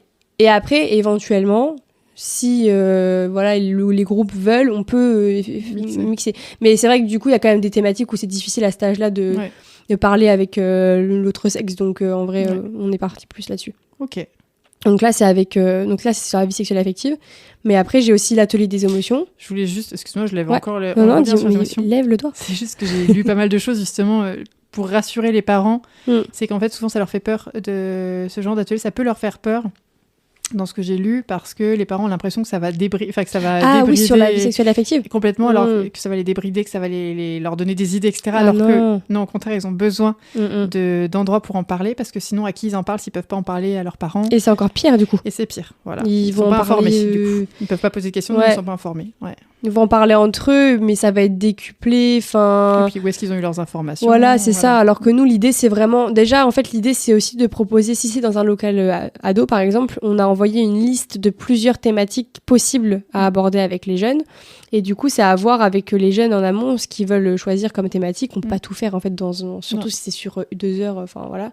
Après, tu t'adaptes aussi une fois que tu es sur place. C'est ça. Après, ça va être sur le consentement. Après, avec les filles, par exemple, ça peut être aussi sur tout ce qui est les règles, le cycle et tout. Enfin, il y a des choses, des fois, on se pose pas la question, mais eux, ils se posent la question. Pourquoi, quand il y a la pleine lune, j'ai mes règles à chaque fois? Non, mais voilà, bah, justement, Peggy, elle peut répondre à ce genre de questions. C'est ça qui est trop bien, le binôme, parce que du coup, moi, je veux plus avoir le côté terrain et puis le lien avec les jeunes et plus tout. Cartésien, Voilà, et elle a ce côté-là aussi un peu intéressant, du coup. C'est pour ça qu'on... nature. Ouais, nature, puis aller dans les énergies, donc c'est trop bien. Et voilà, enfin après, il y a plein de questions autour de ça, et au contraire, mieux vaut qu'ils en parlent avec nous que de faire, voilà, de demander à n'importe qui, ou de regarder eux-mêmes des choses qui des fois sont pas adaptées. Bah oui, puis on peut aborder la pornographie, on peut, enfin voilà, il y a plein de sujets quoi, vraiment. Ah ouais, ok. Donc du coup, voilà, et tu parlais aussi des ateliers sur les émotions, donc pareil pour les adolescents. Alors là, non, en fait, j'ai mis en place la dernière fois, au début, j'avais fait des tranches d'âge, et en fait, j'ai tout changé. Et en fait, j'ai fait un truc qui s'appelle, j'ai appelé ça l'atelier des émotions, et c'est pour n'importe qui. Oui, c'est ça, ça concerne n'importe tout le monde, qui vient, et donc j'ai créé un Tipeee sensoriel, où à l'intérieur, on peut rentrer, un adulte peut rentrer, s'il vous plaît, venez rentrer dans mon Tipeee, parce que j'en ai bavé à le faire. C'est génial ton Tipeee. On y revient tout de suite, mais c'est juste que du coup, j'étais en train de me dire, même ton atelier sur le consentement ou sur les règles, je pense que ce serait bien d'ouvrir même pas que aux ados, parce qu'il y a beaucoup de femmes qui ne savent pas. Voilà, on revient sur ton Tipeee, parle-nous de ton Tipeee, parce qu'il est génial. Mais oui, effectivement, ce serait hyper intéressant. Bah, on pourrait faire avec toi, par exemple, tu serais plus à l'aise avec toi. Pourquoi pas, mais nous en reparlerons après. Mais le Tipeee, bah en fait... c'est un Tipeee sensoriel dans lequel on peut découvrir ses sens. Donc, c'est beaucoup de toucher, des odeurs, de la musique, voilà. Du visuel un petit peu, même s'il y en aura un autre après plus visuel, parce que là, on peut pas trop être dans le noir, dans celui-là. Et après, il y a plein d'autres choses. Par exemple, il y a le tapis de la colère, sur lequel on peut faire plusieurs activités pour décharger sa colère et du coup, savoir, par exemple, si tu viens avec ton enfant, qu'est-ce qui lui correspond, qu'est-ce qu'on peut mettre en place à la maison, des choses comme ça. Des bacs sensoriels. Et après, il y a plus aussi des activités créatives, par exemple, pour faire sa roue des émotions. Pour les adultes plus ou les ados, aussi des ateliers plus d'introspection sur, par exemple, ma poubelle émotionnelle, pour des trucs, en fait, simples à pouvoir refaire. Oui. Parce que, c'est ça. Ouais. Parce que je trouve après, peut-être dans un autre temps, mais là, vraiment, l'atelier des émotions, c'est vraiment un moment où tu peux venir choper un peu tout ce qui peut être intéressant pour toi à refaire à la maison et que tu vas pas mettre... rendre les gens indépendants, quoi. Ça soit pas lourd à faire, tu vois, que tu mets pas une pression, je sais pas, connaissance de là encore, tu veux mettre de la légèreté. Ouais, c'est ça, parce que même moi, en fait, je le vois dans mon perso, enfin, des fois, je suis en mode, vas-y, je vais faire mon bullet journal ou mes gratitudes, tout ça, là, et puis, en fait, tu te mets la pression à mort, et quand tu le fais pas, c'est 10 fois pire. Donc là, ce serait plutôt un truc léger que les gens, ils peuvent faire facilement, quoi. Donc voilà, ça, c'est pour l'atelier des émotions. Ok, donc si on devait trouver ton fil rouge... C'est vraiment le côté... Enfin, moi, en tout cas, ce que j'entends, tout ce que tu dis, il y a vraiment cette envie alors déjà, cette envie d'aider. Il y a le public adolescent et ou... avec ou sans troubles associés. Il y a cette envie d'informer aussi. Que ce soit... Oui, vas-y. Du coup... pour ce côté plus informé, accessibilité, prévention, du coup, j'ai ouvert l'asso. Oui, parce que justement, j'allais y revenir parce que il faut savoir que Claire ne fait pas les choses à moitié. Ça fait pas si longtemps, ça fait 1 an que ça va vraiment à 1000 à l'heure. Elle s'est mise à son compte, mais elle a aussi ouvert une association. Donc vas-y, tu peux peut-être nous dire quelques mots. Je vais faire rapide parce que là... en fait, j'ai ouvert l'association parce que... Donc, en gros... C'est quoi l'association ? Comment elle s'appelle déjà ? L'association s'appelle Claire et vous, toujours pareil. L'association sociale et populaire. L'idée, c'est vraiment la grosse idée de l'asso, c'est vraiment l'alliance entre l'association... je me mélange. Entre l'éducation spécialisée et l'éducation populaire. Ouais. Et c'est là où je t'ai posé la question la dernière fois, en Voilà. disant, mais c'est quoi exactement l'éducation populaire ? Et en fait, l'éduc-pop, c'est toi, c'est moi, c'est nous. Enfin, c'est tout ce qui est informe, mais qui est en dehors du cadre ouais, scolaire. c'est ça. C'est genre... c'est ce que tu fais là, par exemple, tu vois. Tu fais un podcast pour informer les gens de ce qui se trouve sur leur territoire. C'est très large, en fait. De base, c'est un peu de l'éduc-pop, tu vois. Par exemple, aussi... la fête de la musique, à la base des bases, c'est des gens qui vont dans la rue et qui font de la musique, c'est de l'éduc-pop. Tu vois, c'est tout ça. Par exemple, au tout début, avant que les centres de loisirs, tout ça, les locaux jeunes, ça soit ouvert, c'était juste des gens qui allaient dans la rue ensemble et qui disaient aux jeunes, venez, on fait des trucs. Ça, c'est de l'éduc-pop. Et pourquoi, du coup, t'as envie qu'est-ce qui t'a donné envie de créer un truc pour relier les deux ? Parce qu'en fait, moi, je viens de l'éducation populaire avec l'animation, et de l'éducation spécialisée avec le côté moniteur-éducateur, monitrice-éducatrice. Et en fait, c'est dommage parce que dans les deux domaines, à chaque fois, il y a une espèce de petite guéguerre bizarre. Alors, enfin, je sais pas comment dire, genre c'est un peu... entre le social et l'éduc-pop. Ouais, un peu de moins en moins quand même maintenant, mais ça reste quand même un peu omniprésent. Genre, on n'a pas besoin de vous, vous êtes que le périscolaire, ou et vous, enfin... Mais en fait, toi, tu c'est un peu débile, quoi. Et puis, parce que tu m'as dit aussi quelque chose un jour, alors je sais plus comment c'est arrivé dans la conversation, mais tu me disais que justement, au lieu de séparer, par exemple, je crois que c'était en parlant de l'autisme, au lieu de séparer ces personnes qui sont différentes, justement de plus les intégrer avec les autres. C'est un peu l'idée. Ouais, c'est ça, c'est un peu l'idée, mais en fait, l'idée, c'est vraiment, je pense que là, c'est des gros termes, éducation spécialisée, éducation populaire. En fait, c'est juste que tout le monde soit ensemble, quoi. C'est ça, voilà. Et qu'il n'y ait pas... C'est pas parce qu'on est différent, qu'on est d'un groupe différent qu'on doit être séparé. En gros, toi, tu prônes le collectif. Enfin, si je comprends ce que tu dis, c'est qu'en étant ensemble, avec nos différences, on s'enrichit. Et tu as l'impression que le fait de toujours cloîtrer, cloisonner, on cloisonne trop, en fait. Et du coup, ce n'est bon ni pour un groupe, ni pour l'autre, en fait. Et puis, en fait, si tu veux, par exemple, je vais prendre un exemple concret. Quand tu es en centre de loisirs, si tu veux, tu as des enfants qui vont à l'école, au collège, qui ont une AESH, par exemple, une accompagnante, un accompagnant, tous les jours à domicile, dans l'école. Parfois même, ils ont quelqu'un à domicile comme moi. Ouais. Et arrivé dans le périscolaire, donc au centre de loisirs ou peu importe, ils n'ont plus personne. Ouais. Et du coup, c'est là où il y a un problème, parce que du coup, c'est quoi, on les laisse comme ça, et puis du coup, démerdez-vous un peu, et puis c'est pareil pour les animateurs, prenez, et puis vous n'êtes pas formés, c'est pas grave. Je sais pas, en fait, je pense qu'il y a un manque clairement de lien entre les deux mondes, même si pour moi, ça n'est qu'un. Ça pourrait combler les difficultés dans un groupe puis dans l'autre. Bien sûr. En fait. Ouais. Mais pour moi, je dis dans mon émission, du coup, pour moi, c'est du social et des paillettes, mais du social, il y a les animateurs dedans. Les animateurs font du social. Il faut arrêter de dire que... Non, les animateurs font du social, bien sûr. Ils accompagnent des enfants au quotidien. Ouais. Tu vois ? Oui, parce que Claire a encore une autre casquette. Elle est podcasteuse. Et effectivement, son podcast s'appelle Du social et des paillettes. Et l'objectif, c'est de redorer un peu, justement, l'image du social. D'où le mot paillette. Ouais. C'est ça. Puis c'est aussi de faire connaître le métier, les métiers du social, en fait. Après, au niveau de la Normandie, donc aussi savoir un peu ce qui se passe sur le territoire en termes social, quoi. Il y a tellement de structures, tellement de choses différentes. Du coup, c'est un peu ça, ouais. Ok. Et donc là, tu as déjà publié 2 épisodes, je crois. 3. Le premier avec toi où tu me présentes. Tu peux oui. Après, le deuxième avec, ma meilleure copine Alexiane qui travaille en institut médico-éducatif, donc avec des enfants polyhandicapés, elle. Ouais. Elle est sur ce pôle-là. Et le troisième, avec vous, avec Emmanuel aussi, sur la journée de l'enfant et son jeu. Et là, j'en ai 3 qui arrivent, du coup. Ok, on a le droit de savoir un peu de quoi il s'agit. Oui, alors du coup, il y aura Anthony, qui est du coup directeur adjoint sur un centre de loisirs, donc en France plutôt. Ok. On aura Margot, qui travaille sur de la prévention jeunesse, donc vraiment dans la rue, avec des jeunes. Je crois qu'elle, c'est 14-17, voire même plus que... vous aurez qu'à écouter. Le teasing, violent, quoi. Je sais plus, je crois que c'est 14, voire même jusqu'à 25, je crois, un truc comme ça. Et ensuite, on aura Céline, du coup, qui est coordinatrice enfance-jeunesse sur, pareil, centre de loisirs et local jeune, du coup, sur le territoire de Caen. Ok, donc moi c'est vrai que j'ai écouté du coup ce que moi j'appelle le premier, mais en fait c'est celui où tu as interrogé ta copine Alexiane.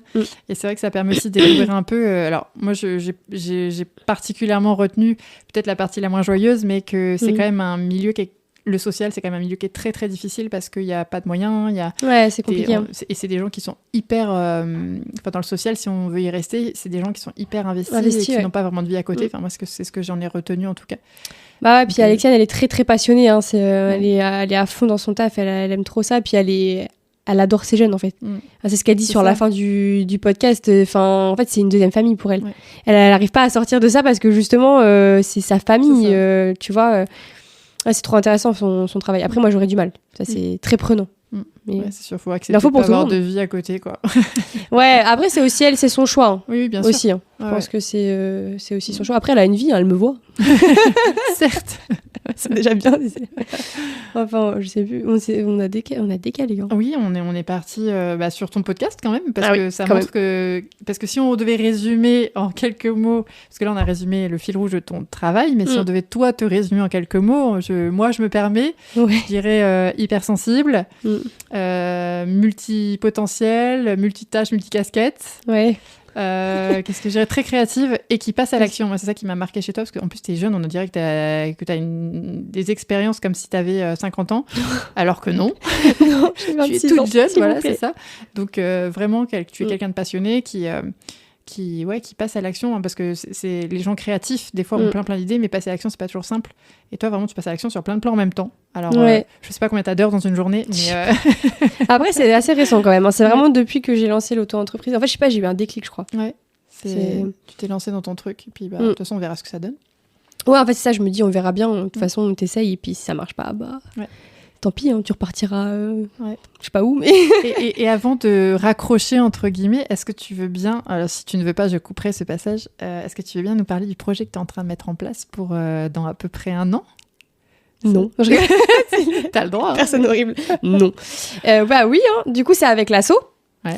Donc, en fait, déjà, pourquoi l'asso ? Parce que je me suis rendu compte qu'avec la micro, il y avait des choses que je pouvais pas forcément accéder. Et puis, t'es tout seul. Donc, même si t'es entouré par des gens, très clairement, en fait, j'avais besoin d'avoir des bénévoles et j'avais des personnes qui voulaient m'aider sur certains projets, comme notamment participer à des événements sur de la prévention et tout.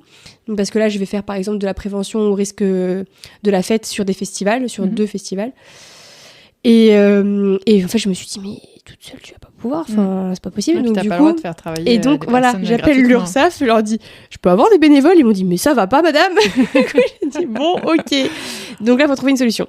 Donc, donc là, j'ai commencé à réfléchir. Et puis, en fait, il y avait aussi le côté je voulais rassembler tous les travailleurs sociaux Normandie que je connaissais, qui sont en libéral, pas tous les travailleurs sociaux, parce que sinon ça ferait beaucoup. Ça ferait beaucoup.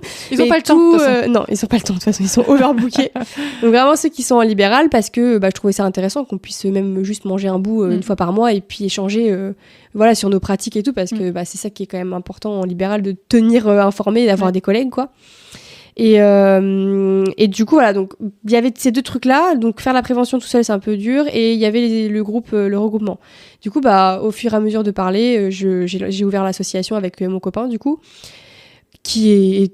Heureusement qu'il est là, parce qu'il est très terre à terre. Et du coup, il me repose un peu sur ça. Donc voilà, il est coprésident avec moi.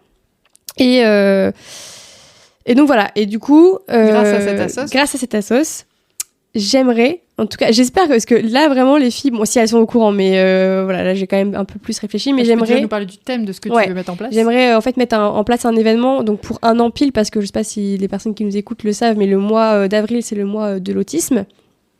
Et donc, normalement, en vrai, un peu partout, il y a plein de choses qui se passent autour de l'autisme. Et moi, je voulais profiter du coup de ce mois-là sur un samedi, par exemple. Enfin, je pense que ce sera un samedi pour que ce soit accessible à tous. Du coup, sur les troubles du les troubles, encore. Je vais changer. Non, voilà. mais c'est officiel, c'est le terme officiel. Hein. Je t'ai juste posé non, mais de toute façon, mais... évidemment, l'événement ne s'appellera pas comme ça. Je vais trouver autre chose. Mais donc, ce serait vraiment autour des troubles du neurodéveloppement. Donc, l'autisme, les TDA, TDAH et puis 10, et puis même peut-être tout ce qui est hypersensibilité, même si c'est pas connoté, c'est pas un truc. Tout ce qui est profil atypique, en fait. Voilà, tout ce qui est un peu exactement, tout ce qui est atypique. Et du coup, donc l'événement, ce serait dans un but d'informer les personnes, soit qui ont dans leur entourage quelqu'un, soit qui sont juste des curieux de ces sujets-là et qui ont envie de venir voir. Qui veut. Ouais, c'est ça. L'idée, c'est vraiment déjà de mettre en lumière les travailleurs sociaux libéraux qui existent sur la Normandie, parce que du coup, dans le regroupement, il y a 2 personnes pour l'instant de Rouen. Okay. Enfin, en tout cas, par là-bas, vers Rouen, tout ça. Okay. Il y en a une à Caen. Il y en a plusieurs à Caen. Il y en a plusieurs. Il y a toi, mais il n'y a pas que toi. Bah après, moi, sur Caen, vraiment, il y a 2, si je me considère dans Caen. Parce que je suis à la limite, je suis à Mathieu. Et après, il y en a 2 sur la côte. Okay. Donc c'est bien parce que c'est un peu dispersé. Et je dis aucune parce qu'on n'est que des filles, hein, mais aucune d'entre nous ne fait la même chose. Donc c'est ça qui est intéressant. Et donc l'idée, c'est déjà de mettre en lumière ces personnes-là. Peut-être qu'il y en aura d'autres. Pour l'instant, c'est elle, mais on verra. Et aussi, du coup, de faire des ateliers. Donc il y aura des ateliers, je ne sais pas encore comment, mais je veux des ateliers. Je veux qu'on puisse pratiquer. En fait, je veux que les familles puissent pratiquer. Et il y aura aussi des tables rondes avec, il y aura des thèmes. Pour l'instant, on est dans 1 an, donc j'ai pas tout, mais voilà, il y aura des témoignages, des tables rondes sur des thèmes précis, pour vraiment informer et rendre accessible, parce que vraiment, du coup, la grosse valeur de l'asso, c'est vraiment l'accessibilité. Tous les objectifs retournent. En fait, j'ai retourné le truc dans tous les sens, et en fait, n'importe quelle valeur retourne à l'accessibilité. C'est encore mieux parce que c'est vrai que je parlais de informatif tout à l'heure pour te qualifier, mais en fait, je crois que c'était le vrai mot que je cherchais, c'était ça, c'est de rendre accessible. C'est ça. Encore plus précis. Ouais, parce que c'est difficile des fois de trouver l'info, parce qu'on dit les réseaux, machin, mais au final, il faut quand même que tu sois dans une démarche d'aller chercher l'info. Tu l'as pas comme ça. Et puis en plus, les réseaux, c'est limité. C'est ce que je voulais dire. Et puis, il faut savoir à qui se fier. Et c'est pas toujours simple d'utiliser son intuition quand on est sur les réseaux, quoi. Ouais, puis du coup, là, les personnes qui viendront sur l'événement, enfin, en tout cas, moi, dans l'asso, j'ai envie d'avoir quand même des personnes qui sont en accord avec mes valeurs. Donc là, j'ai en train d'écrire la charte, j'ai pratiquement fini. Et les personnes qui viennent doivent forcément être en lien avec ce qui est écrit sur mes valeurs.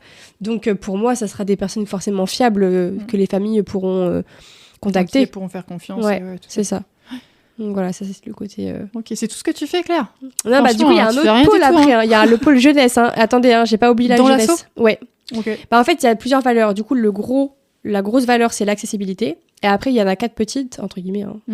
Il y a le côté ludique. Donc, tout ce qu'on va faire, peu importe. Ça sera forcément par le jeu, l'activité. Comme dans ton travail, en fait. Voilà.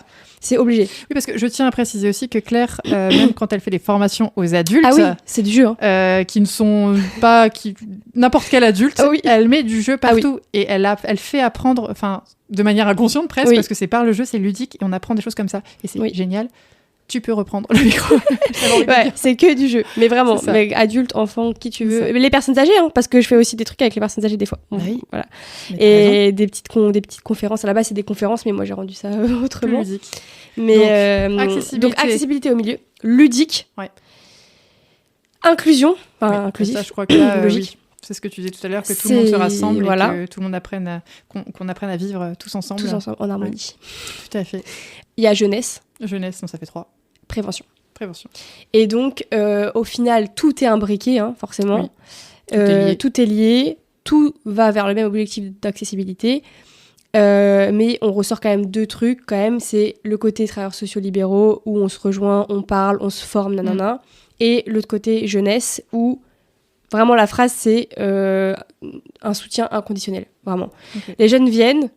Donc là, j'ai écrit ça cet après-midi. Donc là, c'est frais. C'est là depuis longtemps, mais là, c'est clair. Ouais. En gros, il y aura 2 aides, entre guillemets, possibles. C'est soit en groupe, donc tu viens, vous êtes, je sais pas, 2, 4, 6, 8, 10, 12, 20, pas plus. Ça fait quand même beaucoup après. Voilà, vous voulez partir en vacances, vous voulez, j'en sais rien, moi, monter un spectacle, projet, faire une expo, j'en sais rien, ce que tu veux. Tu viens me voir, tu viens voir l'asso, du coup. Et on t'aide. Donc, on t'aide. Sans prendre en charge, du coup, sans faire à la place de l'autre. Toi, tu vas les aider, tu vas les aiguiller pour qu'ils aillent chercher eux-mêmes comment faire pour accéder à leur projet. Donc, peut-être tu peux donner l'exemple de tes... Donc là, oui, il y a ma sœur avec ses copines, elles sont 7, et du coup, elles voulaient partir en vacances. Difficile de s'organiser, donc elles m'ont demandé de l'aide. Et voilà, du coup, on s'est regroupés. En fait, rien que le fait de dire, OK, on se regroupe tel jour, telle heure, à tel endroit, déjà ça aide.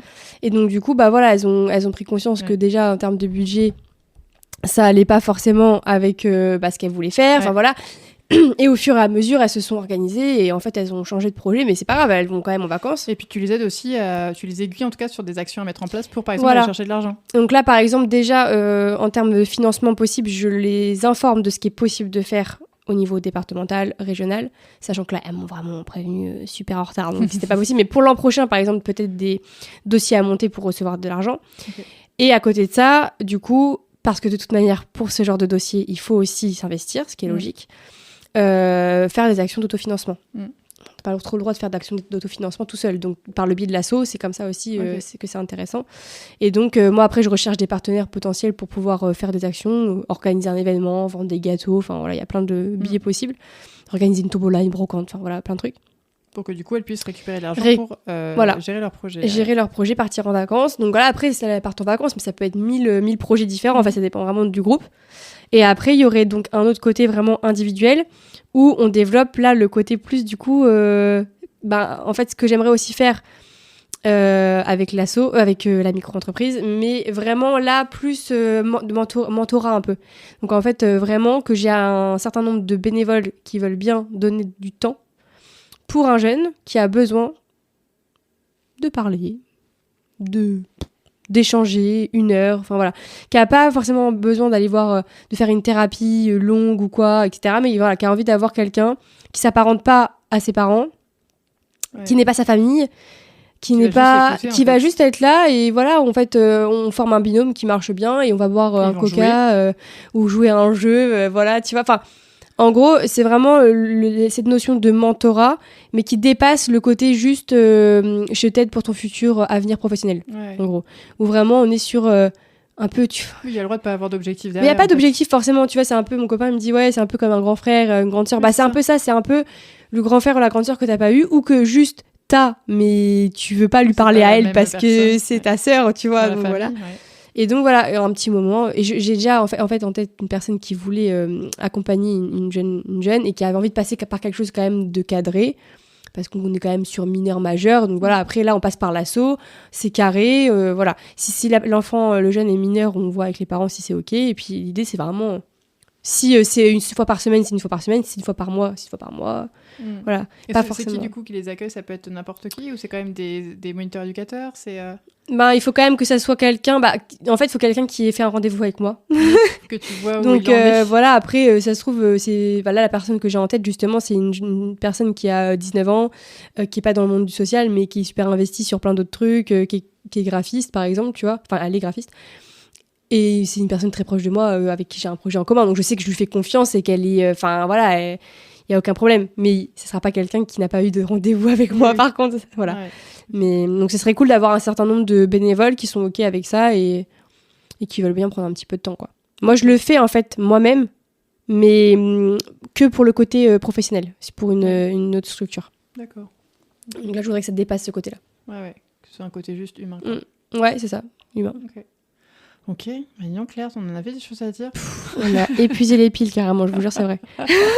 Oui, c'est vrai. Pour information, nous avons dû changer les piles au milieu de ce podcast.